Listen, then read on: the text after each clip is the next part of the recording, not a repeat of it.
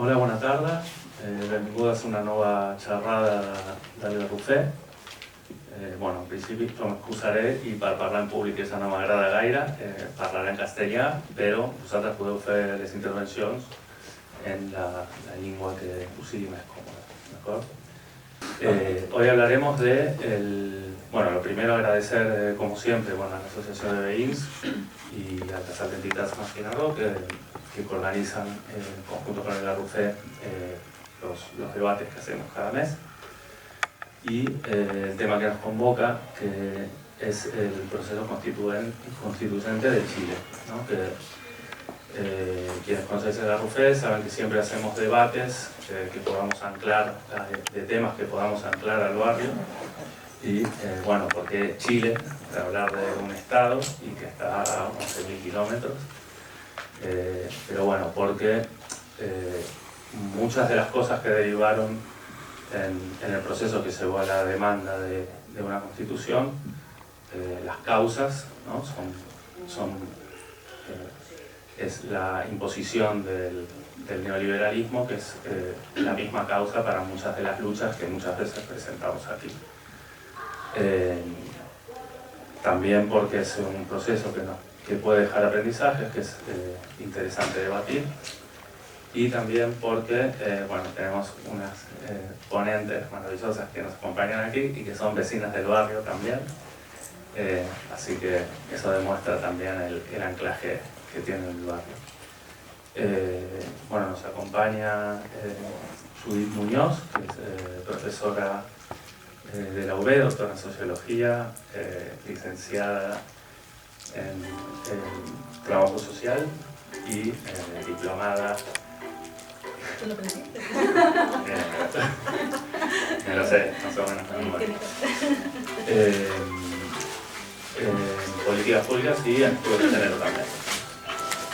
Y Vero Aravena, que también es doctora en estudios de género y políticas públicas. La idea es tener un conversatorio y explicar un poco el contexto y eso que dé lugar a un debate en el que podamos participar y que sea tanto nosotros aprender de la experiencia chilena como también ver qué salen en las claves, cómo se puede eso extrapolar a los procesos de aquí o qué tipos de aprendizajes podemos hacer. Entonces dejo... Vale. Vale. Estoy muy contenta de estar aquí con ustedes porque, como decía mi compañero, soy vecina del barrio, por lo tanto me hace mucha ilusión estar aquí y que nos den el espacio para conversar también de lo que pasa en el sur del mundo. Y yo creo que, organizamos un poco la estructura del conversatorio. Pensamos que sería interesante compartir con ustedes como una especie de cronología del proceso constituyente y entender también que no empezó el 2019 como muchas veces lo plantean en los medios de comunicación, comenzó mucho antes. Y ahí yo me quiero remontar bastante tiempo atrás, que es en la Constitución de 1980 en la dictadura de Pinochet. Yo creo que ese es un antecedente que nos marca el inicio, ¿no? En ese momento donde se promulga un texto constitucional, en un contexto de violación grave y sistemática de los derechos humanos, y ese texto constitucional tiene la capacidad de generar un cambio estructural en Chile, genera un cambio en el sistema político, económico y social, y obviamente se elaboró a espaldas de la ciudadanía en un proceso en ese momento se llamó un referéndum fraudulento, sin ningún tipo de garantía democrática.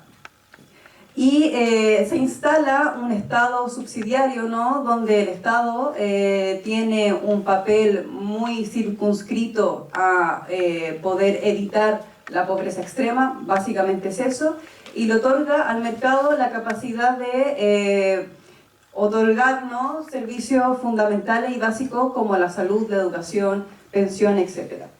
En ese momento se instala, ¿no?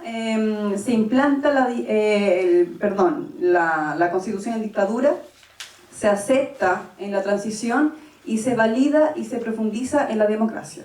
Aquí seguramente a ustedes les sonará el dicho atado y bien atado, que es algo que también a nosotros no nos suena mucho en Chile, ¿no? La Constitución se diseñó de alguna forma para que no pudiese sufrir cambios, ¿no? Para proteger los intereses de algunos pocos.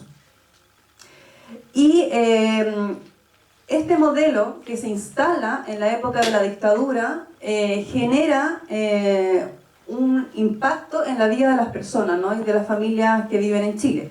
Y aquí yo quiero dar algunos datos para que ustedes también se hagan una idea de cómo es el contexto cotidiano en Chile. Bueno, no es secreto que Chile es de uno de los países con peor distribución de la riqueza en el mundo. El sueldo mínimo aproximadamente de 400 euros y un jefe o una persona con un cargo de responsabilidad puede ganar hasta 15 veces más ese sueldo. Chile es el país más caro de América Latina en cuanto a servicios públicos. Es uno de los países, de los 10 países en el mundo con el transporte público más caro. La educación superior es de las más caras en el planeta y es el único país de América Latina donde la educación universitaria, tanto pública como privada, es de pago. Los medicamentos en Chile tienen el valor más alto de América Latina y tienen un sistema de salud pública donde cualquier atención hay que pagar entre el 10 y el 20% de cualquier atención médica. El sistema de pensiones también es otra vergüenza, ¿no? Donde garantiza solo el 50% del pago de tu sueldo. Es decir, si tú a los 65 años te jubilas, si tenías un sueldo de 400 euros, vas a jubilar con 200 euros mensuales. Y otro dato que me parece interesante es que el nivel de deuda en Chile, de cualquier hogar promedio, es del 75% de su ingreso disponible, ¿vale? O sea, la gente está trabajando básicamente para solventar sus deudas.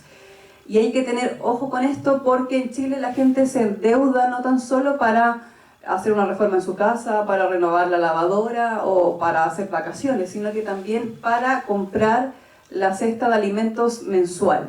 O sea, la gente va al supermercado y compra lo que necesita para el mes en 4 o 5 cuotas, ¿vale? Lo que es un círculo vicioso y una precariedad importante. Ese es el contexto, ¿no?, de miseria económica que viven las familias en Chile. A eso hay que sumar que en el último tiempo se conocieron muchos casos de corrupción política y de colusión empresarial. Hay que pensar que Chile era uno de los países que se jactaba de ser un país muy estable económicamente, seguro y de no ser corrupto, a diferencia de sus vecinos. Y en el último tiempo se empezaron a conocer casos de corrupción y de colusión de empresas. Las empresas se ponían de acuerdo para fijar precios.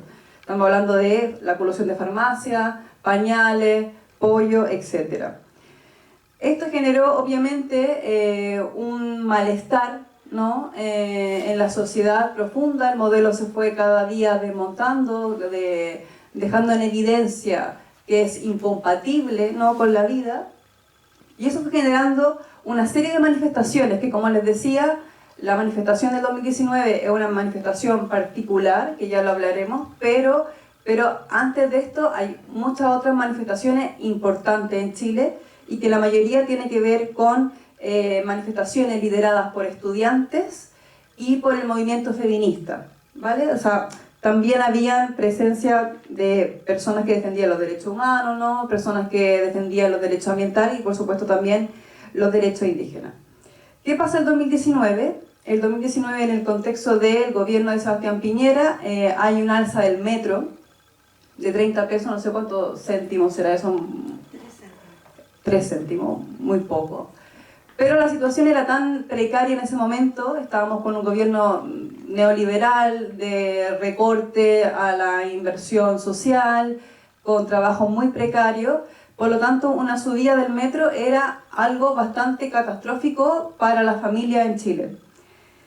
Y en ese momento de molestia, no del alza del metro, la gente muy molesta, entrevistan al subsecretario de Economía de Sebastián Piñera, que el compañero aquí chileno se ríe porque fue también una frase que él dio en los medios de comunicación bastante desafortunada, por decirlo de alguna forma. El señor Juan Andrés Fontaine le preguntan por qué vamos a hacer, ¿no? La gente está molesta, se subió el metro, y él dice, abro comillas, quien madrugue puede ser ayudado a través de una tarifa más baja. cierro comillas. En Chile, en Santiago de Chile, hay diferencias en el horario del metro, ¿no? O sea, hay una tarifa diferenciada por horario, por lo tanto, la gente en Chile que se levanta a las 5 de la mañana para pasar 2 horas en el metro para llegar a su trabajo, él le estaba diciendo que tenían que levantarse, no sé, a las 4, ¿no? Algo así. O sea, un poco demostrando la desconexión, ¿no? Entre otras cosas. En ese momento, yo creo que esta frase, esta desafortunada frase también genera, ¿no? Contribuye a esta llama que se va encendiendo, ¿no? En Chile. Y los estudiantes secundarios comienzan el llamado a la evasión masiva del metro, que es lo que son las imágenes que aparecen en los medios de comunicación internacional, ¿no? Estudiantes secundarios saltando el metro, no pagándolo y haciendo un llamado masivo a hacerlo. Y emplazando, creo yo también, al resto de la ciudadanía a decir, vale, ahora es el metro, pero en el fondo estamos viviendo una vida miserable, ¿no? Y tampoco hay futuro. No se visualiza un futuro muy esperanzador, ¿no? Y en ese momento comienza una ola de protesta, ¿no? En la calle, la gente empieza a salir a la calle, empieza un poco sin saber muy bien por qué, pero la gente empieza a salir, empieza a encontrarse, empieza a darse cuenta que hay, digamos, una especie de molestia, de malestar común. Y también las redes sociales ayudaron mucho en esto. Bajo el lema Chile despertó, en las redes sociales la gente empezó a convocarse, ¿no? Empezó a salir a las calles, empezaron a marchar y se inicia una ola de protestas, ¿no? El 20 de octubre, ya con la gente en las calles, ¿no? Manifestándose, Sebastián Piñera da una declaración en los medios de comunicación que también es una declaración que para mí marca un antes y un después. Él dice lo siguiente, abro comillas, estamos en guerra contra un enemigo poderoso, cierro comillas. Esa frase para mí es interesante en cuanto al análisis político porque en términos sencillos yo creo que lo que hace él con esto es primero criminalizar la protesta, es decir, toda la gente que está reclamando en las calles son delincuentes, por lo tanto están de alguna manera interviniendo, están afectando nuestra seguridad. Y por otra parte, lo que está diciendo con esto es de alguna manera justificar la posterior represión policial y militar que se vino en los días posteriores. Esto pasó el 20 de octubre, el día 21 de octubre la gente, a propósito de esta desafortunada frase, otra más, la gente organiza y se convoca en las redes sociales para la marcha más grande de Chile, donde solo en Santiago de Chile se reunieron más de 1 millón de personas. Para mí esa marcha también es fundamental porque de alguna forma valida el inicio de esta revuelta popular, porque hay que pensar que cuando se juntan 1 millón de personas en una ciudad, no están los rojos o rojas de siempre, ¿no? No están los izquierdistas de siempre. Hay gente que también votó por Piñera, que estaba ahí. Había gente que votaba históricamente por la derecha, que se encontraba ese día y que se encontró y que se sintió, digamos, llamada a ir a reclamar porque había algo que no iba bien, ¿no? Y por lo tanto, yo siento que esa marcha de alguna manera genera una validación de la protesta y por supuesto hace que el movimiento sea y se convierta en algo transversal. Ahora, la protesta social tiene cosas maravillosas desde mi punto de vista y otras cosas que son más tristes. En Chile sucedió que de alguna forma recuperamos nuestro tejido social, ¿no? El encontrarnos en las calles nos dio la posibilidad de reorganizarnos de nuevo, cuando siempre se nos dijo que no hacía falta la organización social, ¿no? Y por lo tanto encontrarnos en las calles nos permitió conversar de nuevo, entender que había un malestar común, organizarnos, conversar. La gente empezó a organizarse, empezó a hablar de constitución, empezaron a organizarse cabildos de manera espontánea por todo Chile.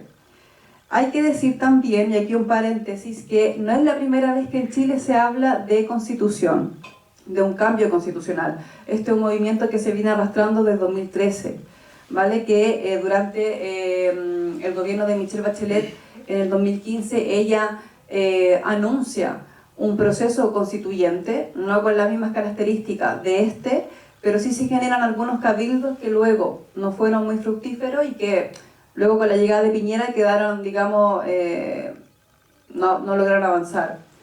Pero ya había en nuestras cabezas, ¿no? En nuestras ideas, la idea de que la Constitución era importante, ¿no? Que la Constitución iba a poder permitir cambiar las reglas del juego, que no bastaba con hacer pequeñas reformas, sino que había que ir un paso más allá. Y yo creo que esa es una de las cosas maravillosas que tiene esta revuelta popular, porque me pregunto, no sé si habrán tantos países que han tenido la posibilidad de discutir sobre su constitución, ¿no? sobre las reglas del juego, ya sea a favor o en contra. Independientemente del resultado, yo creo que ese ya es un gran avance para nosotros, ¿no? Para nosotras como país, el poder hablar, digamos, el poder avanzar y entender que los cambios son estructurales y obedecen a un sistema, ¿no? Y yo creo que eso es muy interesante. Ahora, lo triste de esto es, y tiene que ver con la represión, y me gustaría dar algunos datos porque creo que es importante hacer memoria, ¿no? Histórica de esto también, pese a que pasó hace poco. 10.936 casos de violación de los derechos humanos, abusos sexuales, tortura, disparos, entre otras cosas. 20 muertos, 130 casos formalizados, 206 personas imputadas, 16 condenas, una de ellas 5 años a un militar por la muerte de Kevin Gómez por un disparo a quemarropa, 12 años a un carabinero que dejó ciega y sin los sentidos del gusto y el olfato a la actual senadora de la República, Fabiola Campillay, tras dispararle una lacrimógena en la cara. Y por último, y no quiero que se me olvide este dato, 440 personas con trauma ocular. Esta es una cifra brutal, porque la cantidad de traumas oculares que ocurrieron en Chile son más de los traumas oculares que han ocurrido en la ocupación de Israel a Palestina. O sea, para que se hagan una idea, en un periodo de aproximadamente 6 meses. Y de momento todavía hay gente, ¿no? Compañeros y compañeras que están pidiendo justicia. Todavía no ha llegado, lamentablemente. Luego de semanas de discusión, ¿no? La situación era gravísima en Chile, ¿no? Había gente en la protesta que estaba yendo todos los días, se reunía la gente en la Plaza de la Dignidad de Santiago, bueno, y en el resto de ciudades en Chile. La situación era grave, mucha gente que estaba a favor de la protesta también llegó un momento después de 6 meses que también estaba con una sensación de incertidumbre importante, ¿no? Y por supuesto el gobierno de Sebastián Piñera no lograba dar una respuesta política a un conflicto que era político, ¿no? Simplemente él estaba dando una respuesta más bien de represión, y ya está. Luego de semanas se produce un acuerdo entre la clase política y llegan al famoso acuerdo por la paz social y nueva constitución. Donde, digamos, dan a conocer, digamos, que el 25 de octubre del 2020, si no me equivoco, 2020, ¿no? Sí. Sí, 2019, exacto, perdón. Sí. Va a haber un referéndum de entrada, ¿no? Donde se nos va a preguntar, ¿quiere usted una nueva constitución? ¿Apruebo o rechazo? ¿Y qué tipo de órgano va a redactar la constitución? Que eso era muy importante también. La va a redactar mitad personas independientes y mitad parte del Congreso, o una asamblea 100% electa democráticamente. Y los resultados fueron abrumadores, la verdad, fueron muy, muy interesantes. El apruebo ganó con el 78%, y ganó también el órgano elegido directamente por las personas, o sea, con un 79% también. Y ese fue el inicio, en el fondo, del proceso constituyente. No sé si Judith quieres ya comentarnos un poco de la convención propiamente tal. ¿Sí? Bueno, de la convención propiamente tal. Quería para poder contextualizar un poco cómo se llegó a este acuerdo político, decir algo que yo creo que es fundamental y que tiene sentido también porque lo podemos entender aquí en en Cataluña, en el Estado español, ¿no? Aquí hay un pacto, o sea, nosotros hablamos, cuando se hace el reclamo del estallido social de Chile, no son 30 pesos, son 30 años. ¿Qué significa esos 30 años? Lo que estamos diciendo que son 30 años de democracia, 30 años de democracia que no transforma la vida. O sea, son 30 años de una democracia que está cooptada por el modelo neoliberal de la Constitución. Nosotros tenemos una Constitución, que es la Constitución de Pinochet del año 1980, escrita, dictada por los Chicago Boys. Es extraordinariamente importante porque es la primera Constitución neoliberal del mundo. O sea, Chile es un laboratorio y por eso es extraordinariamente importante todo el proceso, porque en Chile se instala el neoliberalismo al mismo tiempo que en Indonesia, pero en Chile hay la prueba palpable de que, Naomi Klein lo dice, ¿no? Que en la teoría del shock, ¿no? Que en un momento en que nos quedamos sin la posibilidad de quejarnos porque tenemos una brutal represión de la dictadura, se instalan las reformas neoliberales más bestiales. ¿Y qué pasa con eso? Que se instala un modelo, y ese modelo se convierte durante muchos años en el modelo de éxito de Latinoamérica. O sea, se exporta a Chile como un paraíso, como el oasis neoliberal. El oasis neoliberal solo tiene agua para pocos. El agua del oasis le alcanza a 3 o 4.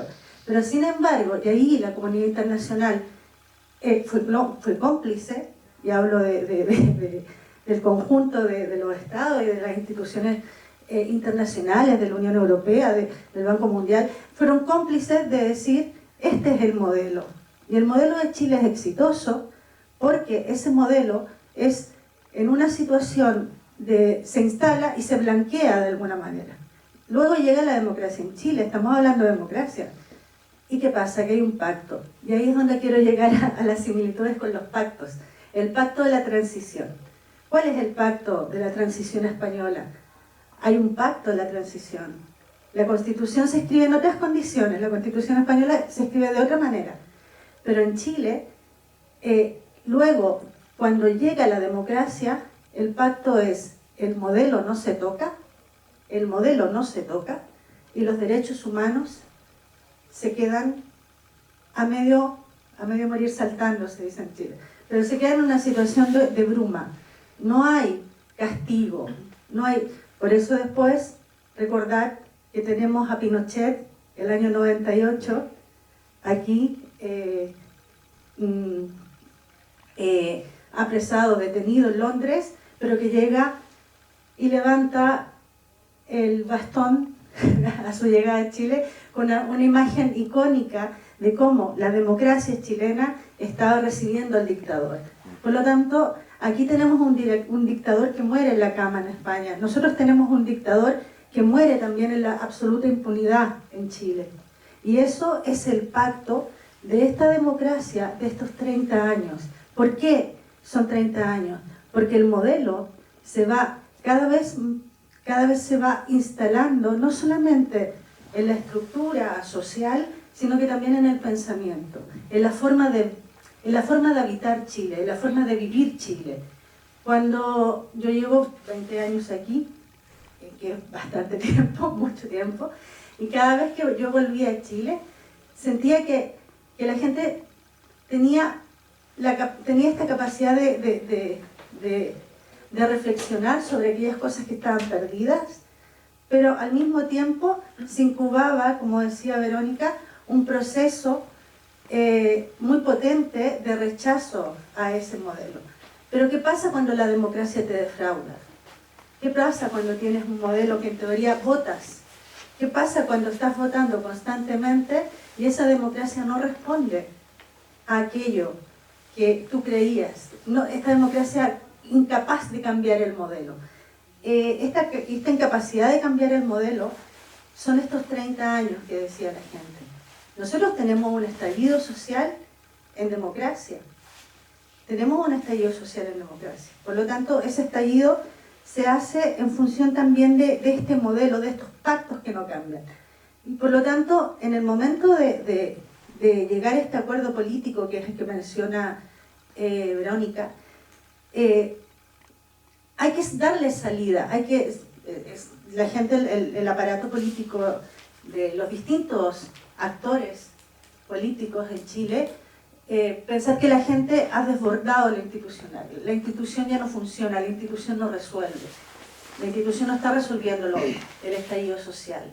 Por lo tanto, de alguna manera, estos políticos deslegitimados, de la derecha a la izquierda, absolutamente deslegitimados todos, tienen que resolverlo. Y se llega a un acuerdo para hacer este proceso que consiste en desarrollar un proceso constituyente.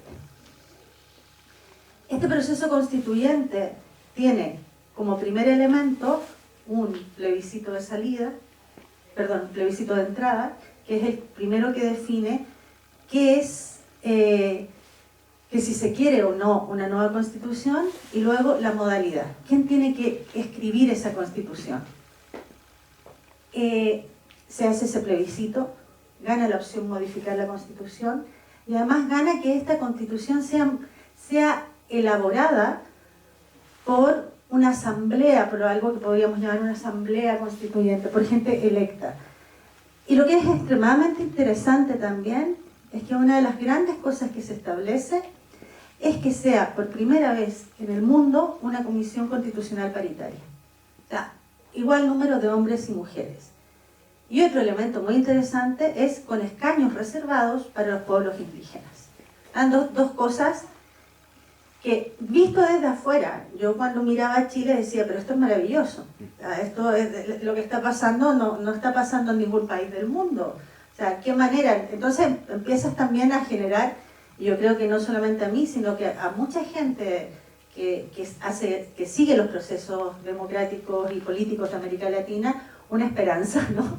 Una esperanza profunda de que algo estaba pasando, de que la gente estaba impugnando el modelo. Ahí me quiero adelantar un poco a las conclusiones, pero quizás la gente no estaba impugnando, o no toda estaba impugnando el modelo, ¿no? Había gente que estaba participando de ese proceso, pero con otras aspiraciones o con otras necesidades o con otras inquietudes. Sin embargo, nosotros lo vimos desde fuera como una impugnación al modelo. Y bueno, hoy tenía que estar Betsa, que no ha podido venir porque está malita, pero bueno, ella fue parte importante del proceso de movilización de los chilenos y chilenas en el exterior, a través de la Red Chile de Experto Internacional. Y bueno, lo que ella quería contar un poco, voy a resumir, es cómo se articuló una gran red en el mundo para dar apoyo al proceso chileno. Una red de chilenos y chilenas, pero no una red política de países que se comprometieran con el proceso. Y ahí vuelvo a dar una de las cosas que me pareció más complejo, ¿no? En Chile estábamos jugando un partido muy complicado, con la metáfora del Mundial. Estábamos jugando un partido muy complicado, pero estábamos solos. Nadie nos animaba. No había nadie, porque los países, y en esto incluso los gobiernos más progresistas, no se comprometieron de fondo a dar apoyo a ese movimiento social en unas circunstancias de violaciones a los derechos humanos, que fue lo que ha comentado Verónica, brutales. O sea, la cantidad de gente que perdió 1 o 2 ojos en Chile fue brutal. Sin embargo, la solidaridad fue escasa, nula. Y eso también hizo que se debilitara el movimiento. Se debilitó, no tenía salida, no tenía oxígeno. Ahora, junto con eso, nosotros decíamos, escribimos un artículo con una compañera para el Critic, si pierdes Chile, pierdes tú. Si el modelo de Chile cae, caen las esperanzas y las posibilidades de transformación social en muchos países. Y yo creo que eso nos pasó. Nosotros aspirábamos a que ese proceso tuviera otro desenlace, no ocurrió, pero bueno, me estoy adelantando, vuelvo, Verónica es mucho más verdad que yo. Yo iré para atrás y para adelante. Se hace ese plebiscito, pero ese plebiscito, que es el que permite, el que dice que se va a reformar la Constitución, se hace con un padrón electoral donde el voto es voluntario. Eso también es importante, porque el plebiscito se ganó por un 78% de la gente dice queremos cambiar la Constitución. Pero la participación del padrón electoral fue del 50% aproximadamente. El otro plebiscito, el que perdimos, era obligatorio. Es decir, tenía que votar toda la gente, obligatoriamente. Por lo tanto, ganamos y perdimos. Y perdimos cuando votó toda la gente. Interesante. Interesante y complicado. Cuando la gente obligadamente fue a votar, no solamente votó la gente que estaba más convencida o más politizada, perdimos. Lo anotamos para después, me ayudáis a entenderlo porque a mí todavía me cuesta. Luego de esto, pues tenemos entre medio una elección presidencial. Y ese es otro tema. Y en esa elección presidencial viene ahí primera vuelta, segunda vuelta, se impone en la segunda vuelta sin que, la verdad, sin que meses antes se pudiera imaginar, se impone un candidato, que es el actual presidente, Gabriel Boric, un candidato que viene del movimiento estudiantil, un candidato que era diputado, pero que la mayoría de la gente no pensaba que pudiera imponerse en estas primarias. Él le gana las primarias a Daniel Jadwe, que era el candidato del Partido Comunista, que todo el mundo pensaba que era el que iba a ganar. Finalmente gana, entonces, este candidato y se configura otro movimiento, otras situaciones electorales complejas, ¿no? Pero entonces llega el momento de ir a la primera vuelta. Los candidatos de la derecha tradicional pierden estrepitosamente, los candidatos de la centroizquierda tradicional pierden estrepitosamente, y la segunda vuelta se tiene que definir entre el candidato de la ultraderecha y el candidato de los movimientos sociales, del Frente Amplio, que era Gabriel Boric, que era el Partido Comunista. Finalmente, esto termina con un triunfo muy sufrido de Gabriel Boric, que se impone a un candidato heredero del pinochetismo. ¿Qué quiero decir con eso? En Chile todavía hay mucha gente partidaria y que vota a candidatos pinochetistas. Bueno, aquí tenemos a Vox, aquí tenemos a Ayuso. O sea, imaginaos un poco eso, ¿no? O sea, en esa disputa electoral, pues nos damos cuenta que hay mucha gente que todavía está anclada a ese modelo y defiende ese modelo y defiende el pacto y defiende que las violaciones a los derechos humanos en Chile son cosas del pasado, cosas que se les fue la mano a uno que otro. Pero cuando hablamos de memoria histórica, cuando hablamos del discurso sobre los derechos humanos en Chile, solo recordate algunas personas de la derecha española y entenderéis que es el mismo discurso, ¿no? El negacionismo de las violaciones a los derechos humanos. ¿Qué pasa con esto? Que en estas circunstancias, con un gobierno débil, porque aunque Gabriel Boric ganó 4 o 5 puntos de diferencia, pero ganó en unas circunstancias bastante complejas. Ese gobierno va anclado a la reforma a la Constitución. Entonces, se llega al segundo plebiscito, al de salida, con voto universal. Y hay gente que plantea este plebiscito como un plebiscito también al gobierno de Gabriel Boric. Por lo tanto, se genera una situación, la Constitución pasa de haber sido una propuesta que se genera y que nace de una convención constitucional a homologarse a una propuesta del gobierno. Esa es una de las primeras pistas, puede ser, ¿no? De lo que se dice es, ¿por qué se pierde? Se pierde porque hay mucha gente que vota contra Boric y por lo tanto vota contra la Constitución. Pero no solo eso, o sea, si nos quedamos con eso es absolutamente pequeño el análisis, incapaz de dar cuenta del contexto más global. ¿Qué pasa después? Que esta convención, ¿qué pasa después? Pasa entre medio. La convención constitucional comienza a escribir la Constitución. La convención constitucional está conformada por personas de distintos partidos políticos, pero sobre todo por personas independientes que no tenían vínculo necesariamente con los partidos políticos tradicionales. Muchas de estas personas venían del movimiento social. Hay algunas personas dentro de esta convención constitucional que no tuvieron conductas muy éticas, por decirlo de alguna manera, que no tuvieron conductas muy transparentes. Otras personas que fueron sistemáticamente despreciadas por la élite.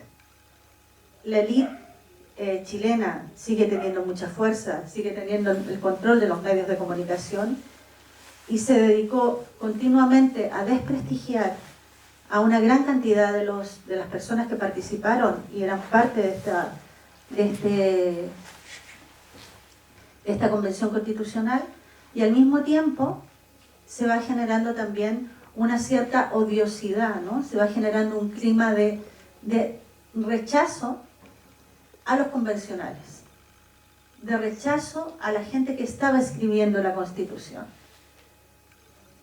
por una parte. Por otra parte,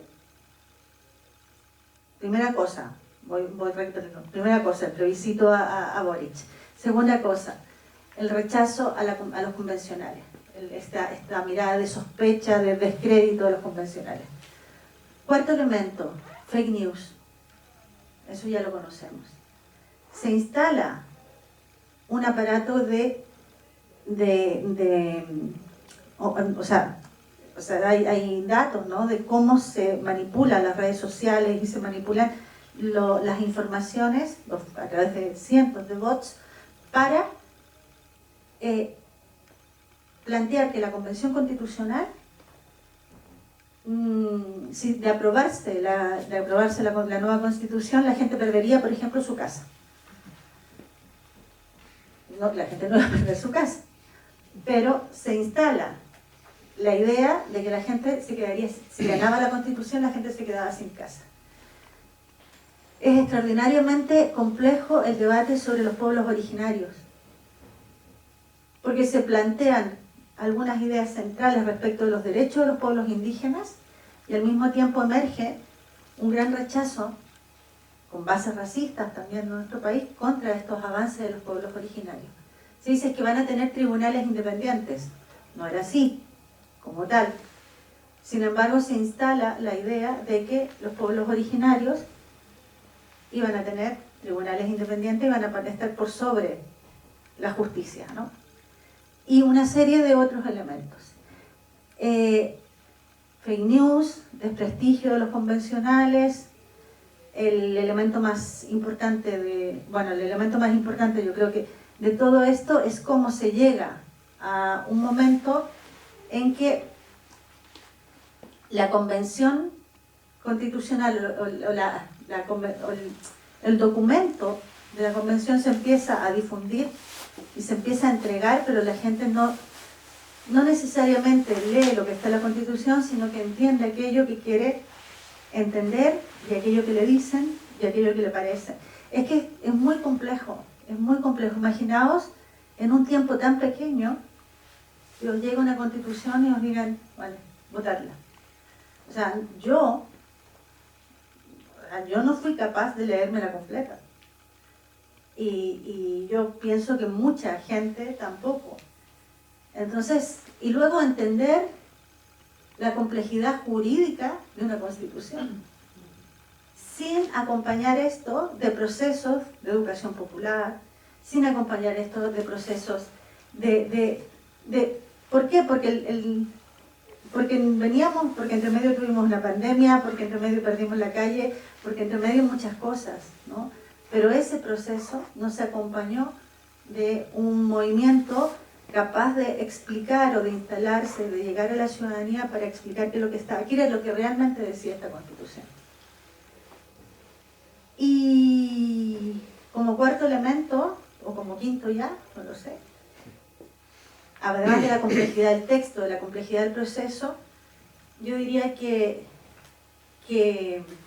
hubo gente que finalmente decidió votar porque tuvo miedo al cambio. Tuvo miedo a todo lo que significaba, entendiendo que esta Constitución marcaba un cambio de modelo, decidió quedarse con el modelo. Y eso también es importante a la hora de entender y analizar, ¿no? Porque no fuimos capaces de explicar que un Estado social de derecho era mejor que un Estado subsidiario. No fuimos capaces de explicárselo a toda la ciudadanía. Para algunas personas, después de 40, ¿cuántos años son? Del año 80, son 20, 42 años de neoliberalismo. 42 años de neoliberalismo no van a desaparecer de un día para otro. Están instalados en la forma de ser, en la forma de sentir. Está instalada en Chile la idea de que del mérito, del esfuerzo, en la idea de que tenemos, que somos emprendedores, que si no somos emprendedores no tenemos derechos. La lógica de los derechos, porque sí, es una lógica que se pone en un tela de juicio en Chile. Te dicen, no hay que merecerlo. Hombre, pero si tú naciste en una familia rica y tú naciste en una familia pobre, claro, el de la familia... No, pero es que hay que esforzarse, y el esfuerzo son 42 años de neoliberalismo, donde no hay ciudadanos, hay consumidores, donde el acceso a los derechos, a la salud, a la educación, a las pensiones, ha sido privatizada. Por lo tanto, pues en esa lógica hay que esforzarse para tener salud y hay que pagarla. Hay que esforzarse por tener pensiones y hay que pagarlas. Hay que esforzarse por tener educación. No son derechos sociales. Y ahí es un problema importante a nivel más del imaginario social. He dicho muchas cosas, pero yo creo que una de las claves es esta instalación progresiva del neoliberalismo también en el imaginario social, en la forma de entender la vida. Es Darwin. Perdón. No, solamente como para concluir, lo que se escucha en Chile es que el pobre es pobre porque quiere. Eso. No solo en Chile, Bueno, es verdad. El darwinismo social es mundial, Sí. Pero, No, bueno, en realidad, bueno, es que Judy hizo un repaso ahí increíble del proceso, que mientras la escuchaba todavía me da pena la situación, como la depresión me vuelve, porque efectivamente estábamos como a puertas de un proceso como que era muy interesante no tan solo para nosotros, evidentemente, sino que para muchos países que quieren avanzar en democracia. Y solo como para cerrar, ya luego les doy la palabra para que conversemos, un poco pensando el por qué no funcionó, digamos, por qué perdimos y de manera tan dramática, ¿no? No fue como que perdimos por poco, ¿no? Fue abismante la diferencia. Y efectivamente, claro, es difícil todavía sacar conclusiones, ¿no?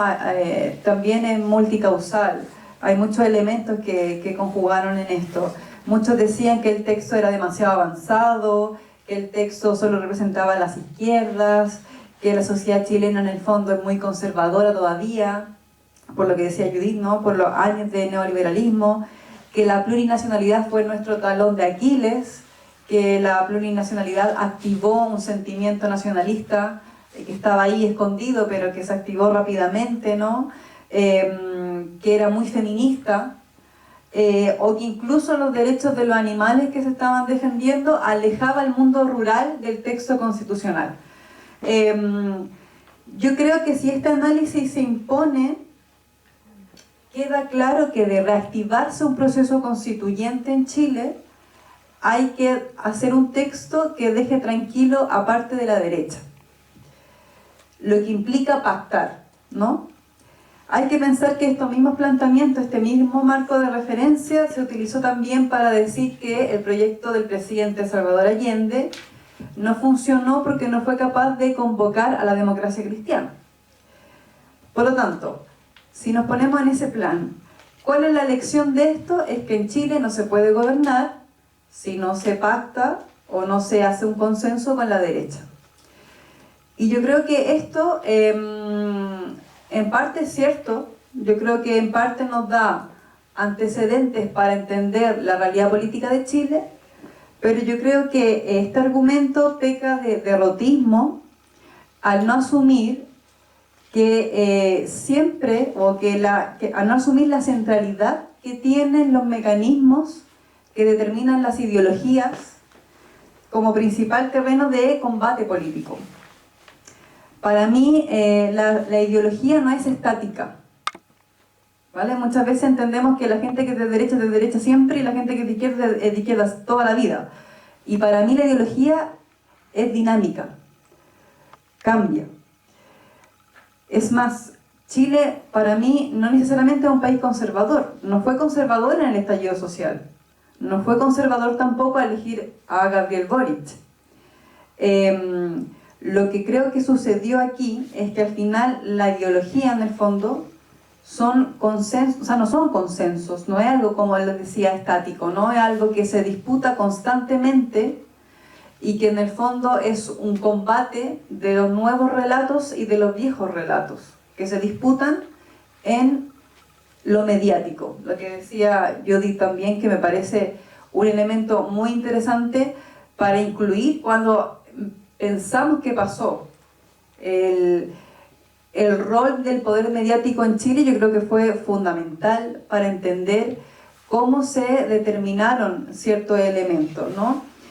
Y el resultado, yo diría que de la elección del referéndum no es 100% atribuible al texto constitucional. No es que la gente leyó el texto, como decía, ¿no?, la compañera, y que en base a eso fue a votar, ¿no? Sino que fue básicamente a la acción sostenida en el tiempo del poder mediático.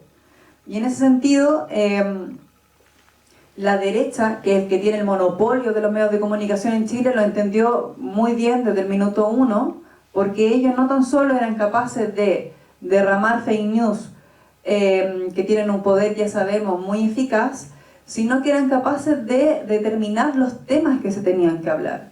Lo que decía Judith, el carácter expropiatorio, o sea, que te iban a quitar las casas, que la educación, que los colegios privados iban a dejar de existir, era otra temática que estaba dando vuelta, que la unidad de Chile iba a acabarse, ¿no? De hecho, entre paréntesis, en Madrid, en el Congreso de Madrid, vino una delegación de la patronal chilena con juristas que defendían, obviamente, que estaban en contra de la nueva Constitución, y ellos decían que esta Constitución amenazaba la unión de Chile y el orgullo español.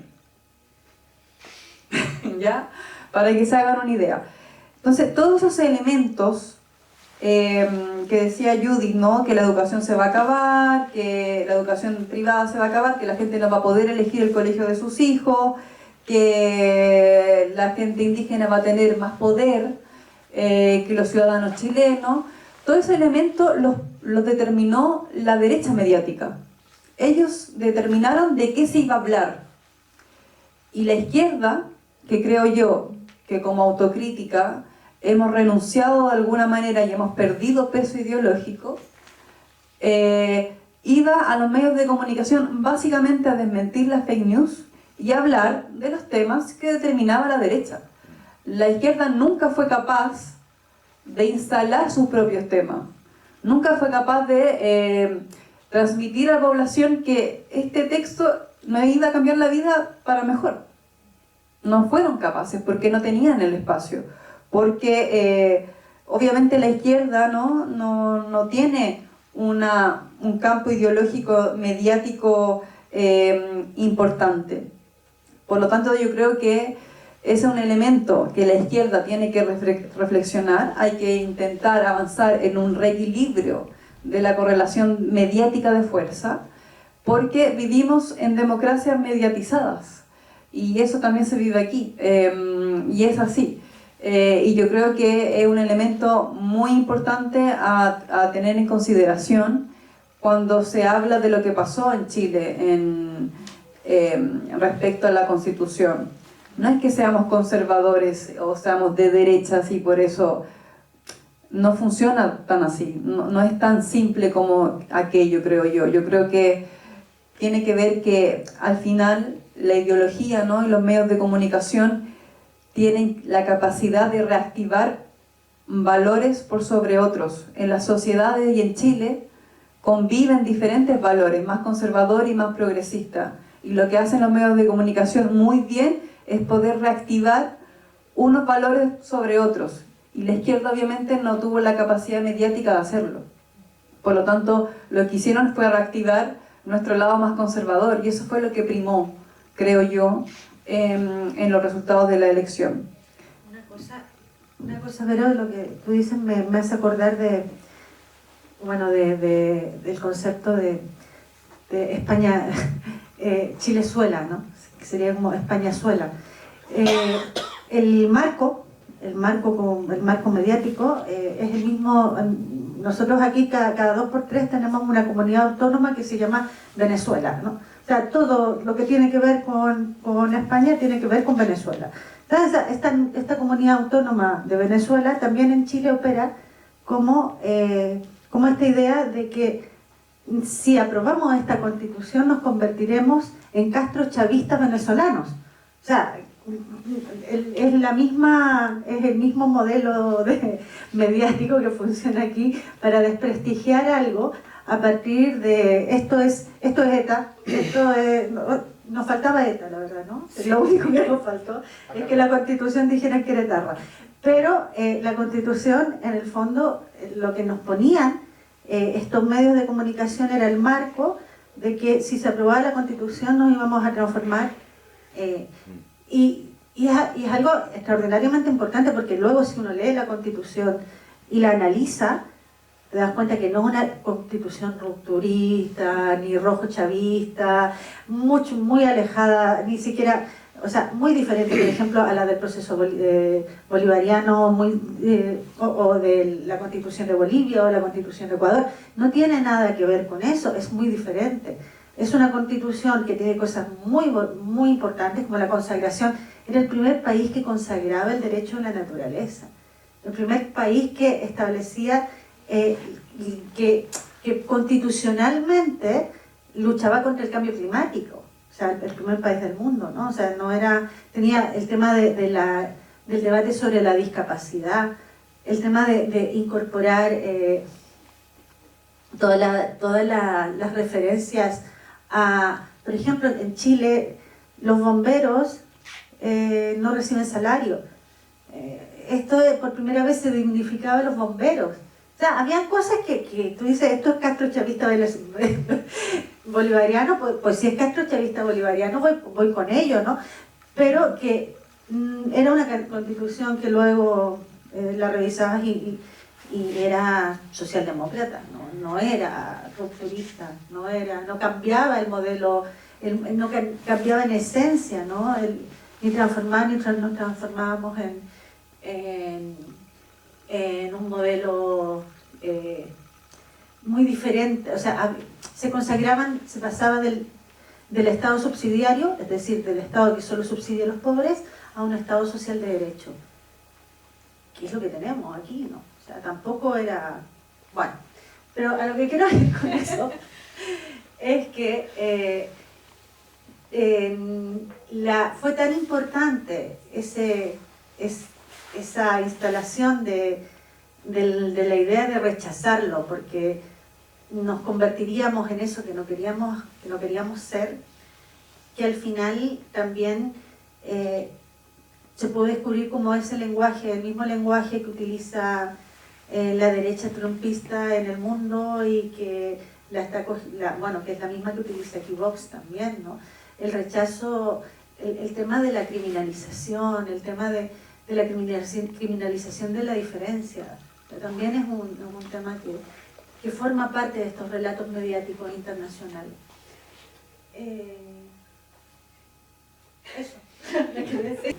Pero yo ahora me preguntaba, a ver, sobre el papel de los movimientos sociales, de las izquierdas y de las organizaciones, por ejemplo, sindicales, en todo ese proceso, ¿no? Y hasta qué punto el ciudadano medio que en un determinado momento se interesa por lo que se está debatiendo, pudo participar o no de debates públicos. Una exposición muy brillante, nos aclara muchísimas cosas, ¿no? Yo por plantear un par de incógnitas que he visto desde la lejanía, ¿no? Por ejemplo, una de las incógnitas es si se llegaba a percibir entre la población como una disociación entre lo que son partidos políticos que llevan el día a día, la agenda, que son los que luego son parlamentarios, generan gobiernos, etc., y una constituyente casi que la llevaron a una burbuja, casi para poder pincharla más fácilmente, que no, porque cuando se habla de si se ha de incorporar o no a la derecha a los consensos, sobre todo aquella derecha un poquito más racional, porque entonces, por ejemplo, recordando la Constitución española, que tampoco fue ninguna gran maravilla, al ser una Constitución elaborada por partidos, allí se tuvo que llegar a una serie de pactos en donde se habían metido desde los franquistas al Partido Comunista.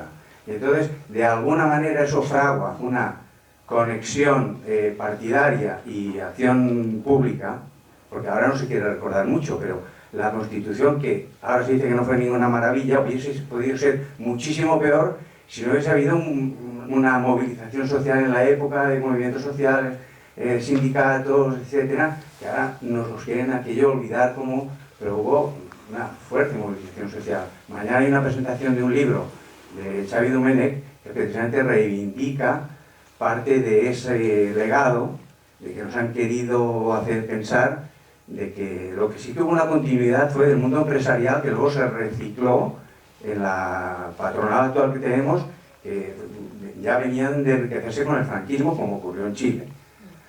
Pero, como mínimo, hay toda una serie de fuerzas políticas en las que se les obliga a pactar unos términos, unos acuerdos, donde luego, con todas sus limitaciones, pero eso también, porque hay la limitación de que tienes que hacer siempre las reglas del juego. O sea, se plantea un referéndum, se pierde ese referéndum y hay que aceptar las reglas del juego.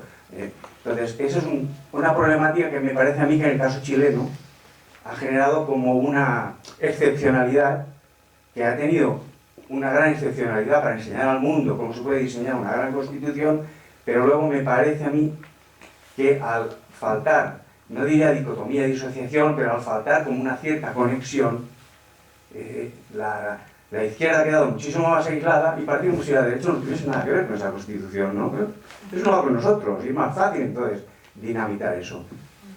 Luego la otra cuestión es, cuando se habla de solidaridad internacional, para mí está la cuestión de que yo no sé muy bien cómo son las conexiones de los chilenos con sus vecinos latinoamericanos, etcétera, que es la solidaridad más inmediata que uno siempre ha de buscar, ¿no? O sea, ahora nos hemos alegrado un montón de que Lula haya podido revertir, porque sí, o sea, Bolsonaro era una lacra que podía haber sido un mal ejemplo para todo el continente, ojo, ¿eh? Entonces, Si todo eso no se logra articular, todas esas esperanzas no se logran articular, es muchísimo más difícil todavía pedir solidaridad internacional, ¿no? Si resulta que solo nos suena los conflictos fronterizos, los conflictos territoriales, las discordias que siempre hay, etcétera, claro, es bastante difícil, ¿no? Que a nivel... Y lo otro, pues, lo del darwinismo social, eso es algo que es mundial. O sea, aquí también nos han metido en la trampa de la meritocracia, que es la manera de decirte... Pero es que eso tiene una lectura inversa. O sea, suena chiste, pero uno dice, yo sé que la meritocracia no existe, dice, porque mi mamá pagó a la universidad tal, que me regaló el título, y porque trabajo en tal empresa, porque el tío de mi papá me colocó y ahí estoy trabajando. No existe la meritocracia, pero nos lo han querido meter con calzador. Bueno, más que contestar, compartir las reflexiones, ¿no? que estabais planteando sobre el tema de los movimientos sociales y los partidos políticos. Yo creo que yo me reía el otro día porque estaba con compañeros de la Federación Catalana de la Federación Catalana de Pau, Desenvolupament, Drets Humans y todo. Y hablábamos de la Constitución chilena, me decían, oye, esto parece que lo hubiese escrito la FEDE. ¿Por qué? Porque el lenguaje de la Constitución es un lenguaje muy de movimiento social y de ONG. O sea, ese es el lenguaje que tiene la Constitución chilena. Entonces, se habla de territorios, es una Constitución muy, muy larga. Muy, muy larga, y eso también fue un motivo de desprestigio de la Constitución. Es una Constitución que es muy discursiva, es un discurso bonito, es un discurso de movimientos sociales. Y ahí no quiero decir nada contra los movimientos sociales, pero una cosa es cómo hablamos los movimientos sociales y luego lo que podemos conseguir los movimientos sociales. Entonces ahí hay una distancia en eso, ¿no? Era un lenguaje que planteaba muchas, un poco atiborrado, podría decirlo, de conceptos, bueno, una de las cosas de la Constitución. Entonces, sí, el vínculo con el movimiento social estaba. Lo que pasa es que ya sabemos también que con el movimiento ecologista, con el movimiento feminista participó activamente, el movimiento ecologista también. Pero esto también, de alguna manera, es una derrota de los movimientos sociales. O sea, es una derrota importante, porque esa Constitución donde estaban expresadas tantas ideas y tantas propuestas fue derrotada. Fue derrotada, y eso lo que nos lleva es a pensar, ¿es la derrota de nuestras ideas? ¿Es la derrota, es que nuestras ideas están equivocadas? ¿O lo que tenemos que hacer es transmitirlas de otra manera? Acompañarlas de otros procesos, apoyarnos en otras realidades, ¿no? Ahí donde, voy a lo que tú decías, el tema internacionalista, ¿no? Nosotros esa Constitución se escribe también en un momento complejo de América Latina. Nosotros ahora tenemos a Petro, tenemos a Lula, o sea, pero en el momento en que se estaba escribiendo la Constitución, lo de Perú era terrible, teníamos un golpe de Estado en Bolivia, Argentina, bueno, nunca ha sido muy la posibilidad de apoyarse en Argentina es un poco complicada porque son dinámicas y su historia. La verdad es que era complejo, ¿no? Porque precisamente ahora se están rearmando otros bloques en América Latina a partir precisamente del triunfo de Lula, Petro y Boric, ¿no? En ese momento era más complejo. Pero sí había redes de movimientos sociales. El tema del agua, por ejemplo, en Chile fue importante, muy, muy importante. Chile es el único país del mundo que tiene privatizadas las fuentes de agua. El agua se compra y se vende en el mercado. El agua es de la élite La gente, hay unas pocas familias que son dueñas del agua de Chile. Entonces en Chile, por ejemplo, se produce aguacate, palta, en una zona de secano que ha generado una sequía enorme, no una sequía de cambio climático, sino una sequía por lo que se llama la apropiación por desposesión, ¿no? Esta idea de que una elite se apropia del agua, produce aguacates, nos comemos aquí el guacamole, y la gente porque el guacamole es parte de la dieta mediterránea, gracias. Entonces en estas relaciones internacionales de poder, ¿no?, económicas, también va perdiendo, ¿no?, la posibilidad de entenderse esta dinámica chilena como solo una dinámica local. O sea, el tema del agua fue un tema unánime de apoyo internacional. Se recibió mucho apoyo por el tema del agua, pero perdimos. O sea, perdimos. Y ahí es donde está en entrever, porque el tema del agua es un tema que nos convoca. O sea, perdimos en Chile la batalla por el agua y la podemos perder en otros países del mundo. Por lo tanto, nos toca rearmarnos y aprender de eso, porque si no nos vamos a quedar sin agua.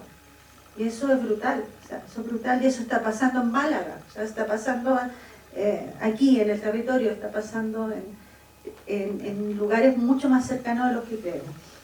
Entonces, que tiene que ver con el agronegocio, que tiene que ver con la mercantilización de lo común, de los bienes comunes, estamos perdiendo esa. En Chile perdimos esa batalla. El tema es cómo esa batalla que perdimos somos capaces de aprender de ella para no perder esa batalla en otros sitios, para no perder aquí, porque también puede pasar que la perdamos aquí. Y entonces en eso voy con el tema de los movimientos sociales de nuevo.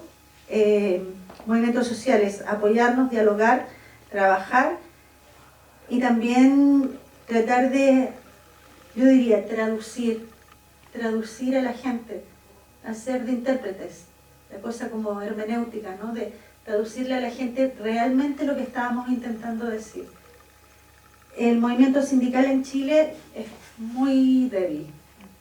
No tenemos movimiento sindical para reafirmarnos, para apoyarnos. Es un problema también, un problema grave, que tiene que ver con la dictadura. La dictadura lo que hace es debilitar el movimiento social. Por lo tanto, no hay movimiento social, no tiene nada que ver el movimiento obrero en Chile con lo que hay aquí.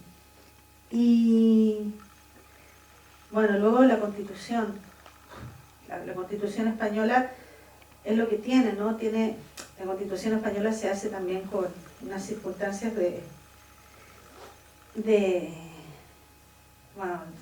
con gente en la calle que están matando todavía, ¿no? O sea, la Constitución española tiene en eso alguna similitud a lo que pasa, ¿no?, en este periodo posterior. Lo que pasa es que de alguna manera la Constitución española, los pactos son más explícitos. Los pactos se hicieron entre la gente que participó. En Chile los pactos... Hay unos partidos. Había partidos, claro. Metidos ahí. Sí. Para mí eso es una clave fundamental. Los partidos pactaron, y luego el café para todos. Ahí hay pacto. En Chile el pacto es un pacto que se hace en la élite para la élite. Y ese es el gran problema de la Constitución chilena, que sigue siendo la Constitución de la élite. Y es un modelo y la élite tiene que ver con la tiranía del mérito. O sea, la tiranía del mérito es porque a la élite le conviene que la gente piense que la culpa es de ellos, ¿no? Que la culpa de no tener agua es de ellos, que la culpa de no tener educación es de ellos, porque no se han esforzado lo suficiente. Mi madre es profesora, mi madre mi madre no se ha podido jubilar, mi madre tiene 76 años y sigue ejerciendo como profesora, porque cuando se jubiló su salario era de 150 euros, por lo tanto tiene que seguir trabajando. Esa es la brutalidad del sistema de pensiones privado. Esa es la brutalidad de privatizar un sistema de pensiones. cuando decimos lo que se juega en Chile, lo que se jugaba en Chile se jugaba para todos, es porque aquí también surgen voces de querer privatizar la seguridad social. Privatizar la seguridad social es tener 76 años y no poder jubilarte porque tu jubilación es de 150 euros después de trabajar 40 años en docencia. Yo le digo eso a un profesor o una profesora de aquí y me entiende, ¿no? Entiende la brutalidad de privatizar la salud. Privatizar los fondos de pensión. Privatizar la salud.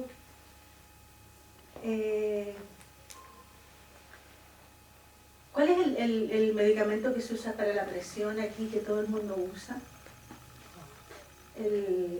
El Alapril. ¿Cuánto vale aquí? Muy poco. 25 céntimos. Sí, céntimos, ¿verdad? Yo lo compro. Sí, yo también. 25 céntimos. 25 céntimos o 15. 25. 25. Pero Porque está subvencionado por la estás hablando Seguridad pago de Social. usuario, Sí. no lo que vale. No. No, pero lo que pagáis. Vale, Lo que se que paga pagamos a tener tarjeta. tarjeta. Sí. Eso en Chile, porque están coludidas las farmacias, porque las farmacias funcionan como mercado, vale 65 euros. Joder. 65 euros. Sí. Porque el mercado regula el precio de los medicamentos, porque no está regulado por el Estado. No hay mercado negro, no hay... Para la presión. Bueno, sí, Sí, sí, pero vale lo mismo. Si la gente, claro, si es el mercado el que regula, el mercado regula no se oferta y regula demanda. solo. Se regula solo. Claro. Oferta y demanda. ¿Cuánta gente con la presión arterial por las nubes?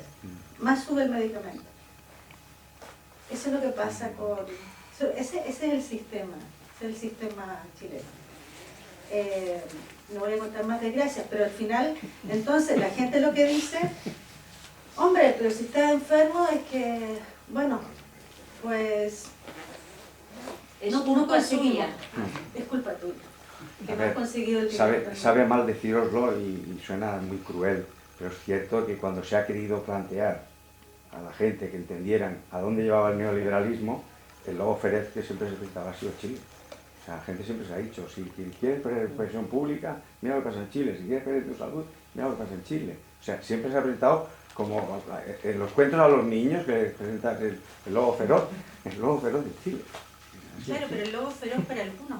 Sí, no, claro, Porque claro. para la otra parte, No, el lo mundo- tiene en casa, claro. Somos los jaguares. Sí, los sí. jaguares, claro. Claro. Ah, bueno, ya. Para una parte del mundo es el lobo feroz. Y para la otra parte del mundo, Chile eran jaguares. Ah, bueno, ya, sí. El jaguar sería el equivalente al tigre asiático o el Sí, tigre celta. La Suiza de Latinoamérica. Sí, el tigre celta que le decían a los irlandeses. Sí. Yo suelo decir que me parece importante como quedarnos con esa idea de que aquí hay un avance al neoliberalismo, ¿no? Más brutal, y por eso es importante como articularse, ¿no? Para que eso no vaya peor. Yo solo quería responder tu pregunta del pacto, que me parece interesante, del tema del pacto con las derechas, que en general para mí es un tema complicado porque es siempre una disyuntiva como personal, ¿no? Como que mi parte más radical te diría, yo no quiero hablar con esa gente, pero también hay una parte de entender, ¿no? Con los años también entender cómo funciona la política y entender que la institucionalidad es distinta al rol que cumplimos nosotros en los movimientos sociales, y que el presidente también cumple un rol diferente y que se espera que sea diferente al que cumplo yo, ¿no? En la protesta social. Y yo creo que hay que pactar, obviamente hay que dialogar con la derecha. Es parte, la democracia funciona así, ¿no? Pero yo creo que el problema que existe en Chile, sobre todo ahora, que al menos yo lo veo, de hecho con nuestro gobierno actual, es que cuando tú pierdes peso ideológico, cuando tú pierdes tu discurso y te pones a dialogar, eso va directo a un desastre, ¿no? Porque vas cediendo terreno sin tú tener un discurso amarrado y con peso. Y yo creo que fue lo que pasó, ¿no?, en el transcurso de la propia convención constitucional y lo que está pasando también con nuestro gobierno actual. Hay que pensar que en Chile todavía el proceso de la convención, del proceso constituyente no está cerrado. Está ahí, en proceso de disputa todavía. No está cerrado del todo, estamos viendo cómo avanza. Pero claro, la incertidumbre que hay es precisamente por eso, porque el gobierno, desde mi punto de vista, no sé si los compañeros aquí presentes a lo mejor están en desacuerdo conmigo, pero desde mi punto de vista ha perdido peso ideológico, la izquierda ha perdido peso ideológico. Tenemos una ministra que es Camila Vallejo, que es la ministra vocera de gobierno, que para mí ha hecho una labor excepcional, es brillante, pero he leído entrevistas de ella y es muy buena defendiendo o argumentando cuando se le pregunta por los temas que plantea la derecha en los medios de comunicación. Pero cuando le preguntan cómo avanzas en desmercantilizar, ¿no?, la vida en Chile, que es una pregunta que a una persona de izquierda, ¿no?, y a los partidos de izquierda le tiene que interesar porque es un eje fundamental, no es capaz de argumentar lo suficiente para plantear un discurso que sea, digamos, que cale fondo en la gente. Por lo tanto, yo creo que al final las izquierdas, y también hablo de aquí, han perdido peso ideológico cediendo terrenos, renunciando a espacios de debate y en el fondo respondiendo a lo que plantea la derecha. Entonces, yo creo que es interesante pactar, lógico, hay que hacerlo en la institucionalidad, pero teniendo tu claridad de lo que tú quieres lograr, ¿no?, de un peso ideológico, porque si no... La correlación de fuerzas, eso está clarísimo. Puc parlar en català? Tothom m'entén? Sí? A veure, jo quan no en sabia pràcticament res de les poques notícies que surten al diari de Xile, per això m'ha interessat molt venir aquí per sentir-vos. Però, clar, quan parleu de quan pregunten si es pot, qui vol plantejar una nova Constitució, la gent diu, val, endavant, es busca la manera de fer-ho. Per mi era com, a veure, com si us haguessin posat una trampa. Perquè, esclar, la gent diu que sí, però ells ja estan a punt per anar rebatent, dient mentides a tot el que es va dient i posant-ho com a coses negatives. Clar, això produeix com molta por, molta tristesa. Llavors, aquest fet de que la gent estaven, o estem aquí també, a veure, dient, volem treure, argumentem el perquè aquella mentida no, tal i així, però en canvi defensar amb tots els punts que creiem defensar la nostra postura, vull dir, en aquest cas allà o en aquest cas aquí, a vegades ens costa més. I ens quedem amb dir, no, això no és veritat, perquè fixa't tal i qual. Però bueno, això no és veritat, ho has de dir, però a més és argumentar-ho això. Llavors, ara sí que heu dit últimament que la Constitució encara no està tancat, per tant, encara és possible. És que abans jo havia entès que ja estava tancat, encara és possible. Llavors, el fet d'aquest nou govern pot ajudar de cara als mitjans de comunicació que hi ha, així, hi ha una mica de millora, com perquè es pugui defensar una miqueta més i fer un canvi amb alguns punts, perquè per el que veieu i per el que esteu dient d'escolaritat, de jubilacions, de medicina, està fatal, per tant hi ha moltes coses a dir. A veure si amb aquest govern dona més possibilitats o no.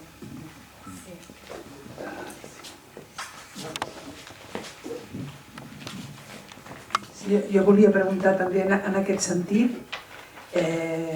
ara què? He sentit que igual la Constitució anava al Parlament i es discutiria al Parlament, hi ha possibilitats de que la mateixa Assemblea Constituent redacti una altra, i ara en quin moment s'està i com continua? bueno, respecto a si el gobierno actual es como una garantía, ¿no?, de que el proceso constituyente avance, escucho una risa. Si no hay respeto a la autoridad. Ya, yo no lo tengo tan claro, la verdad. No, hay que pensar que pasaron muchas cosas entre medio.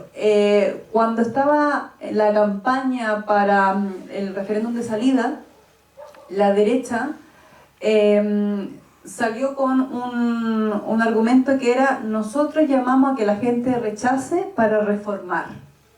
¿Qué querían decir con esto? Que en el fondo yo decía: nosotros queremos rechazar esta constitución porque está mal hecha. Entonces lo que queremos hacer es que una vez que se rechace, hacer una que esté bien, ¿vale? Eso es lo que decía la derecha. Entre medio de eso fue tan la presión de este argumento, porque la derecha en ese sentido leyó muy bien el ambiente en Chile. Ellos sabían que la gente no quería la constitución de Pinochet. Mucha gente no quería la constitución de Pinochet, pero tampoco quería esta, porque por todas las mentiras, por todos los bulos que aparecieron, ¿no? Entre paréntesis, se detectaron 8.000 cuentas de Twitter falsas para bulos y cosas de ese estilo. 8.000. Entonces la derecha captó muy bien el ambiente en Chile, que la gente, vale, no quería la constitución del 80, tampoco esta, entonces nosotros decimos, rechazamos para reformar y proponer algo nuevo, mejor. Fue tal la presión, como les decía, que el presidente Boric también se vio en la situación de que se sumó al carro, como decimos en Chile, que él salió diciendo, vale, yo lo que propongo es que si se aprueba la Constitución, voy a contribuir, voy a hacer todo lo posible para que se reformen los artículos que son como más controversiales. Desde mi punto de vista, esa no fue la mejor estrategia, porque lo que hizo fue desdramatizar la opción del rechazo y confundir a mucha gente que tenía dudas con el texto, pero que no necesariamente eran de derecha.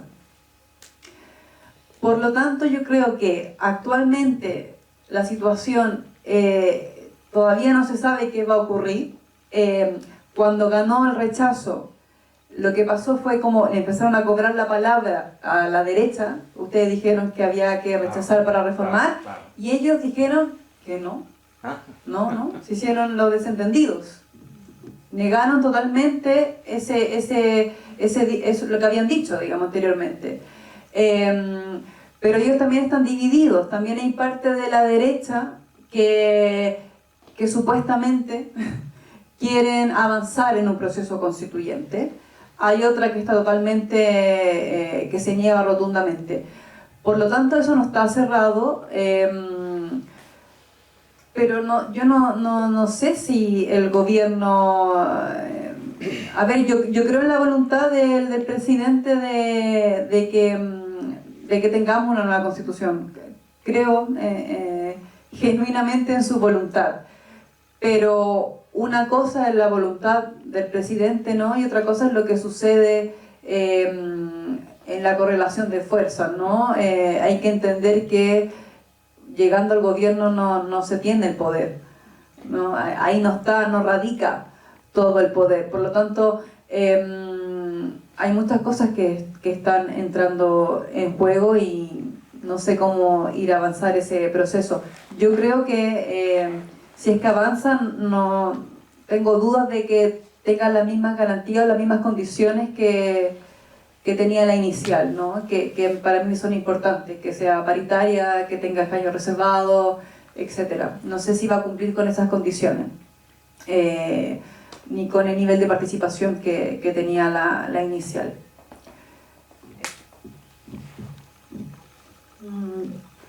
En el Araqué es una incógnita, o sea, el Araqué es una incógnita. Nosotras... Hay un tema de quién marca las agendas en Chile ahora. Y quién marca las agendas, los que marcan las agendas son los ganadores. Y ahí hay un tema, porque los ganadores, los que se sienten ganadores, nosotros, los perdedores somos los del 38%, hay un orgullo del 38%, la gente dice, yo soy del 38%. Pero claro, hay un 62%, que es el 62% que rechazó y que se sienten llamados a decidir. Ahora, dentro de este 62% hay mucha gente, la gente de la derecha tradicional, pero mucha gente del centro político de Chile. Ellos han creado un espacio, un movimiento, que será un partido político, que se llama Los Amarillos. Los Amarillos, así, con ese nombre. ¿Sabéis esta ni chicha ni limoná? Los Amarillos. Viene, lo del chicha ni limoná viene de Chile, de una canción de Víctor Jara. Entonces, tenemos de los ni chicha ni limoná, que son los amarillos, que en el fondo lo que quieren es convertirse en la bisagra y quieren aparecer ellos como los pacificadores. Ellos eran los que tenían este mensaje de rechacemos para mejorar la Constitución. Ahora, la derecha tradicional le está diciendo que también no quieren ir con ellos, pero bueno, ahí está un poco la disputa de las lógicas de poder.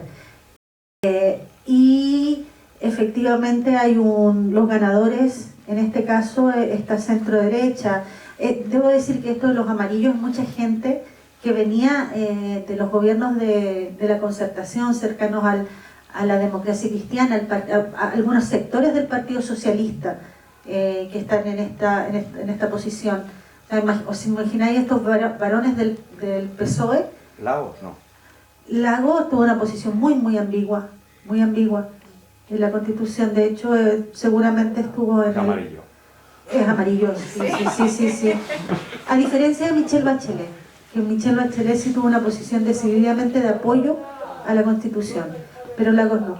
Lagos, para que se entienda el personal de aquí, es el Felipe González de Chile. Para que nos entendamos. Sí, Lagos es un personaje similar, muy parecido a Felipe González. Este personaje, bueno, y otros sectores importantes del Partido Socialista, yo diría, si lo podemos asimilar con alguien, con algunos varones, pajes, pero este tipo de personaje llamó a rechazar la Constitución. Y por lo tanto, ellos querían convertirse un poco en esta bisagra. No solamente rechazó la Constitución la gente de derecha, también la rechazó esta gente que legítimamente o no se sintió interpelada por lo que decía la Constitución. Y en eso me quiero remitir que no solamente las élites rechazaron la Constitución, igual quizás quedó esa sensación. Por lo tanto hay que construir un nuevo tejido, o sea, el movimiento social, la izquierda, tiene que conquistar espacios, tiene que avanzar, tiene que dialogar, no sé si con la derecha de Kast, que es la derecha trumpista, la derecha neofascista, pero sí con algunos sectores del aspecto político chileno más. Si es que hay alguna derecha democrática, hay poca, pero quizás se puede avanzar en eso. Y lo último es respecto del gobierno. A ver, el gobierno, Gabriel, yo creo, bueno, Gabriel Boric es una persona que conocemos bien, estuvo aquí en Barcelona, yo creo que él tiene convicciones profundas y democráticas, pero tiene una debilidad importante para gobernar, está en una situación de debilidad. Y luego también la situación en Chile es muy compleja.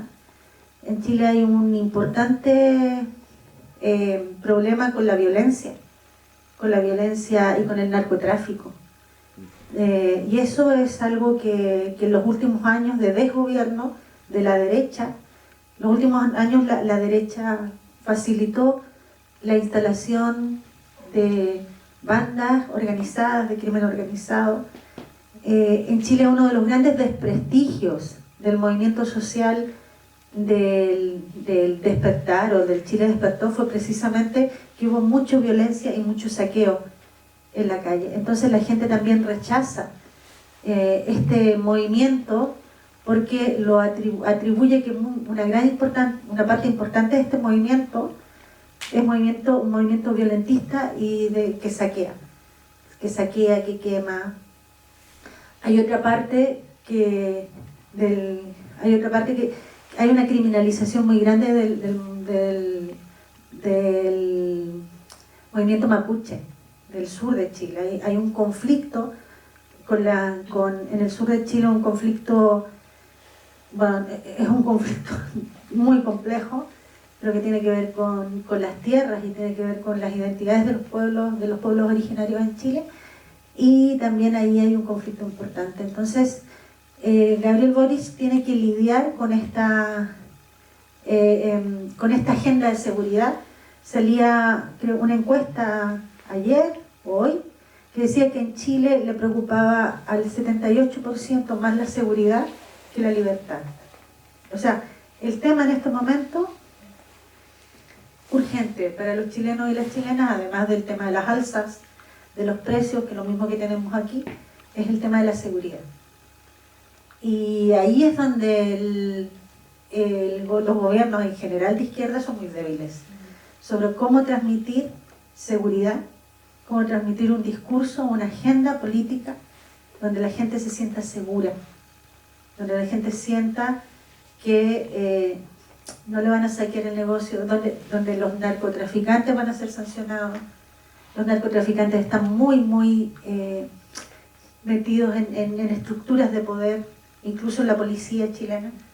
Por lo tanto, ahí hay unos desafíos muy complejos que en este momento son la urgencia frente al tema de la Constitución. O sea, la Constitución no es el tema más relevante de la agenda política en este momento de Chile, sino que son estos otros desafíos en un contexto complicado. Pero bueno, primero, que me olvidé en la presentación, ya lo mencionó Judith, iba a estar Elizabeth con nosotros también, que no pudo venir por una urgencia médica de última hora, así que desde aquí desearle una pronta recuperación. Y después que cuando propusimos la charla en el Garrufé, la primera vez era no estar en este momento de depresión, o sea, era previo. No me acuerdo el momento exacto, pero iba a haber una constitución y era todo en el marco de la movilización, y era también pensando en, para mí era una cuestión de justicia histórica presentar a Chile, que lo que comentaban, que es el laboratorio, que de ahí venga la respuesta, el avance definitivo contra el neoliberalismo, que es lo que iba a pasar.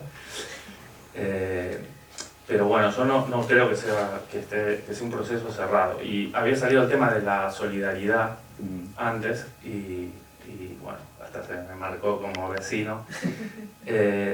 El interés, por ejemplo, que se pueda tener en el proceso de Chile no tiene que ver con una cuestión de solidaridad, sino que es un proceso que me toca a mí también. O sea, no es que yo tenga que ser solidario con un proceso, sino que es parte del mismo proceso. Conflictos como el conflicto de los mapuches es algo que también pasa en mi país, y el proceso de araucanización es previo a la imposición de las fronteras de Chile y Argentina, que vinieron con los procesos de independencia.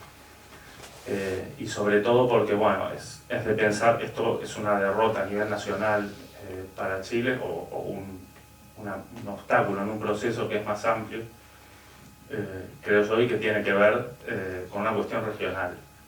El tema de Lula, de Petro, que salieron, para mí eso es importante. O sea, no es menor, digamos, sí, pasó esta revés en un referéndum, pero hay probablemente un cambio del ciclo del que lamentablemente mi país no creo que vaya a participar, porque todo apunta a que las elecciones del año que viene, no, de momento todo puede pasar, pero bueno, Brasil está ahí, Colombia está, y sobre todo en la guerra de Ucrania es una demostración de que Europa está voluntariamente sometida a los intereses geopolíticos de un imperio en decadencia, y la única propuesta civilizatoria yo creo que viene del sur global. Entonces lo de Chile, que fue como el inicio, fue la primera llama de esto que iba a venir, creo que está por ahí la respuesta. Entonces, para terminar en una nota más positiva, hay obstáculos en estos ciclos, pero sí que, bueno, creo que son piezas que se van moviendo y que ahora tocó esto, hay que reflexionar. No comparto la parte de flagelarse de la izquierda, de que no supimos transmitir, porque hay, yo creo, una transformación muy profunda de las formas de subjetivación, y los depositarios de los discursos que queremos transmitir es gente a la que es muy difícil penetrar, o sea, es luchar contra un adoctrinamiento que está puesto a sangre y fuego. Entonces sí que hay que encontrar herramientas, pero bueno, también es muy difícil y hay que debatir, hay que hacer encuentros como estos y seguir peleando, que es lo que hacemos desde los movimientos sociales. Y bueno, no sé si alguien tiene alguna... Vale. Y otra cosa antes que me olvide, también hay, si quieres lo explicas tú, hay unas hojas para firmar para una propuesta para llevar al pleno del ayuntamiento para romper el Shermanamén con Tel Aviv. Lo tendríamos que explicar bien, pero quien quiera firmar tenemos unos pliegues ahí. ¿Qué pasó para? Sí, hay unos panfletos que lo explican, ¿eh? Si queréis firmar. Hay que ser empadronado, hay que estar empadronado en Barcelona. Pero se puede poner el pasaporte, si no se tiene NIE, se puede poner el pasaporte. Yo tenía una pregunta, o sea, porque bueno, se ha hablado mucho de un poco romper con todo, ¿no? O sea, mi pregunta es como que, claro, ahora la Constitución no es lo que prima. Y me pregunto a veces como hay hipótesis históricas y cosas así. Y si se hubiera, claro, un poco barrido la escoba antes de romper con todo y antes de cambiar la Constitución. Porque el tema es el narcotráfico, el tema son muchas cosas y mucha basura, al fin y al cabo, que queda en los rincones. Entonces quizás la hipótesis de haber limpiado, barrido todo lo que quedaba abajo, que estaba arriba, antes de cambiar la Constitución. Es un poco quizás, en vez de empezar por un reseteo total, una limpieza minimalista, si se puede decir. Yo vengo de Chile igual, me vine el 5 de septiembre, que fue el día después del plebiscito de salida, así que me vine así como con mucha... ¿Teniste votado o no? Me vine derretido ahí además en el aeropuerto, había como una música cueca chilena y yo estaba como medio paranoico y lo asociaba como que están celebrando ahí con este sentimiento patriótico. Bueno, se han visto muchas cosas, pero sí, actualmente hay una agenda impuesta por la derecha, hay una dicotomía, como decía, entre la libertad y la seguridad. Yo creo que esa dicotomía es impuesta por la derecha, no necesariamente tiene que ser dicotómico desde mi punto de vista. Y estoy de acuerdo en algunas cosas que han planteado de que actualmente para el gobierno, por ejemplo, está siendo tremendamente complejo elaborar un discurso que rescate algunos de los principios que puedan ser favorables para la transformación social, y porque los problemas que la derecha ha impuesto, que son seguridad, terrorismo en la Araucanía, que estaba impregnado por un discurso súper racista, seguridad, migración, que también son fenómenos que también están totalmente criminalizados, finalmente lo problemático que pueden tener esos fenómenos son situaciones causadas por el sistema neoliberal, o sea, son problemas neoliberales capitalistas a los que no estamos pudiendo generar una respuesta discursivamente de izquierda, o sea, respuestas de izquierda para problemas del capitalismo. Y estamos como que se ven obligados, encuentro yo, a embarcarse en un marco de referencia impuesto por la derecha. Yo creo que, creo que esto da para muchas cosas, pero siento que el marco de referencia en el que estamos discutiendo y en el que estamos imaginando las posibilidades de la sociedad en Chile y en el mundo es como para mí un tema clave y estratégico, porque finalmente siento que hay un sujeto político que es el sujeto que puede participar en política, que puede transformar, que puede incidir, el que está en disputa, además de lo electoral e institucional. Yo creo que lo político de todo este proceso no se limita a lo jurídico. Yo creo que yo no estoy de acuerdo con la tesis de la derrota, porque siento que lo jurídico no define, entiendo de que hay una pérdida material, tengo esa visión también materialista. Entiendo de que hay una pérdida material de las posibilidades jurídicas que pudo haber generado una constitución tremendamente progresista para lo que ha sido hasta ahora. pero también siento que hay otras disputas en el terreno de lo discursivo, simbólico, que también lo estaban diciendo, que yo creo que también es estratégico y es fundamental. El discurso de Piñera que citaba al principio, donde decía estamos en guerra, lo que estaba haciendo era intentar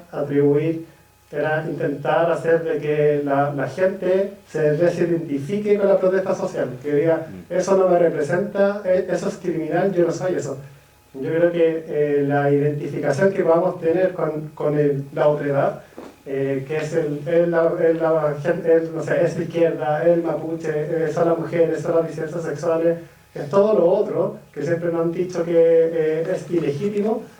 Yo creo que hay una disputa de dónde queda esa representación, y creo que hay un problema de que está siendo muy difícil autodefinirnos y estamos acudiendo una y otra vez al marco de referencia impuesto por esta hegemonía política. Entonces, no sé, me puedo ir por muchas ramas, pero lo que quiero decir, para entregar el micro, es que no estoy de acuerdo con la derrota, porque siento que los hitos electorales, por más importantes que sean, no definen el proceso político y social. El proceso político empezó antes de octubre del 2019, fueron 30 años, incluso fue desde quizás la constitución del Estado-Nación en Chile, desde la colonización. Chile nunca había tenido ninguna constitución, todas fueron escritas, todas por oligarquías o cúpulas militares. Entonces, es una historia que se recoge y se va recogiendo y vamos avanzando, vamos retrocediendo, pero siento que es súper interesante el fenómeno de Amarillos por Chile, porque es como una continuidad al discurso extremista que hizo Piñera de estamos en guerra contra un enemigo, que al final era todo Chile, pero después fue enunciado desde una posición mucho más central, pero era básicamente el mismo discurso, como estos extremistas no nos representan. Y fue de nuevo la intención de generar una desidentificación con el nuevo sujeto político, porque lo último con esta cierro, para no alargarme, sí se perdió jurídicamente, pero también se instalaron discursos y identidades que antes estuvieron ausentes de la política oficial, como las mujeres en clave de paridad, así como se instaló la idea de que las mujeres deberíamos tener una representación más o menos justa en lo institucional. Se instaló la identidad, se instaló los pueblos indígenas como también actores relevantes de la construcción política, y también se empezó a visibilizar otras identidades, la disidencia sexual, la plurinacionalidad, un concepto antes ausente que jugó en contra finalmente, pero de todas formas es como que nos salimos de la cancha impuesta por la derecha de hablar de delincuencia y seguridad y empezamos a hablar giramos hacia nuestro territorio. Y yo siento que esa es la disputa que tenemos que seguir dando, que es la disputa también de subjetividad, no solamente la jurídica y la electoral. Siento que lo electoral no define este proceso. Bueno, corto. Lo que plantea el compañero me parece muy interesante, pero claro, también, cuando hablaba me acordaba de la lógica identitaria, ¿no? Como esta incapacidad de poder generar un nosotros, un nosotras, porque la identidad ha primado en los discursos, cosas que también le conviene mucho a la derecha, pero eso da para largo y da para otro encuentro más. Pero sí que es verdad que al final yo estoy muy de acuerdo contigo en que mi lectura no es de una derrota, sino que para mí, como lo decía al inicio, hemos ganado mucho con este proceso. Todo un país en algún momento estaba hablando de una constitución, a favor o en contra, ¿no? Y para mí eso ya es un terreno importante ganado y de ahí desde esa base, ¿no? Hay que seguir construyendo y seguir articulándose, no replegarse, que fue lo que pasó un poco al inicio, que bueno, cuando fue los resultados electorales, hubo una especie de duelo también, ¿no? Había mucha gente como muy, ¿no? Como muy, bueno, muy triste, todos estábamos muy tristes y por lo tanto hubo una especie de repliegue, pero es importante de nuevo articularse y seguir construyendo porque ya hay un terreno ganado, ya hay ciertos temas que se han instalado y también el panorama regional. Yo creo que también es interesante que esté Lula, que esté, digamos, Petro. Yo creo que eso también está instalando otras temáticas de articulación regional que son interesantes. Por lo tanto, estoy completamente de acuerdo contigo en que no es una derrota en absoluto. Y lo que decías tú de por qué no se dio respuesta a estos elementos, ¿no? A estas situaciones antes quizás de plantear una nueva constitución.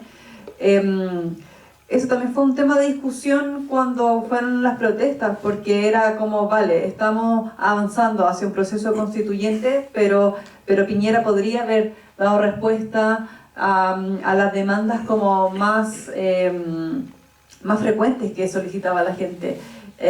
Y lo que decía yo también al inicio, ¿no? Piñera nunca tuvo una respuesta política a este conflicto, ¿no? A esta revuelta popular.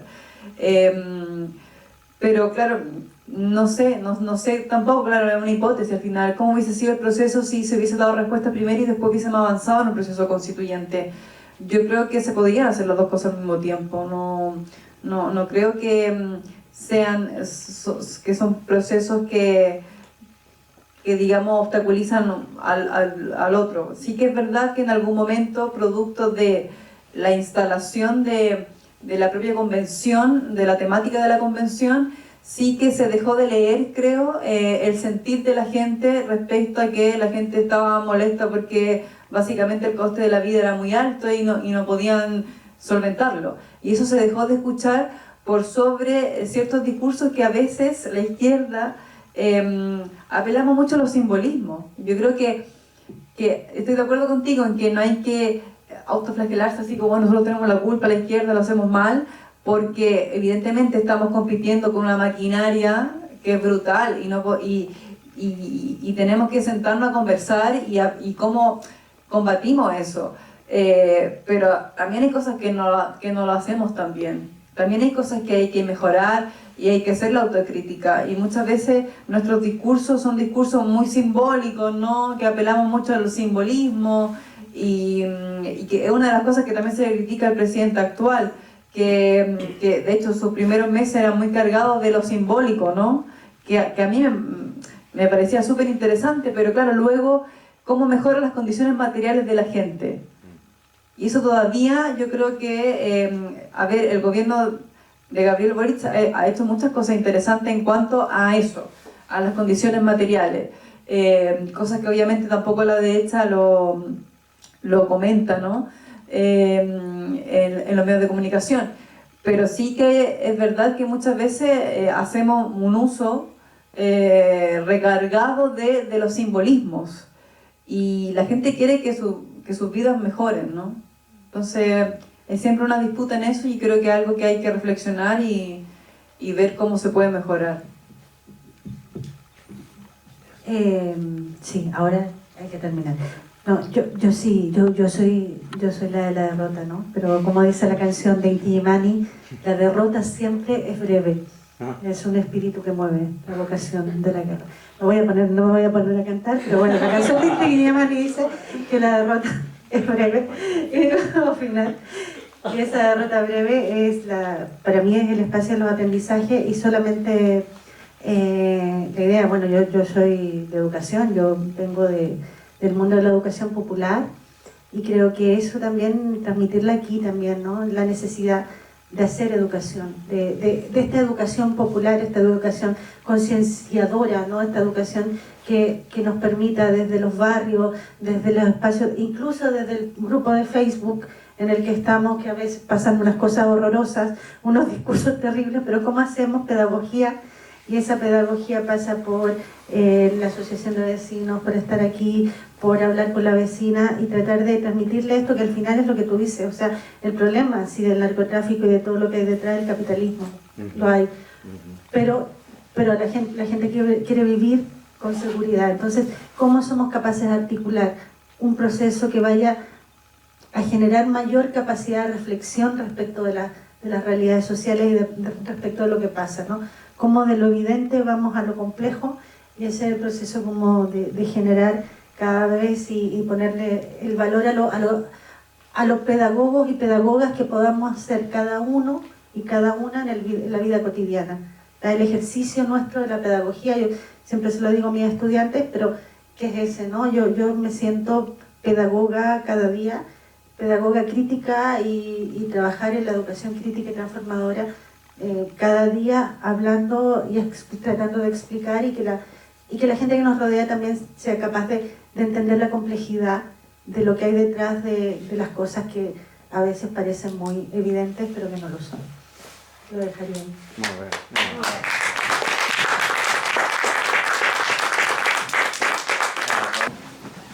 Gracias por convidarnos, por invitarnos. Gracias a vosotros por estar aquí también hoy. Y a vosotras. Sí. Este tema que son del barrio.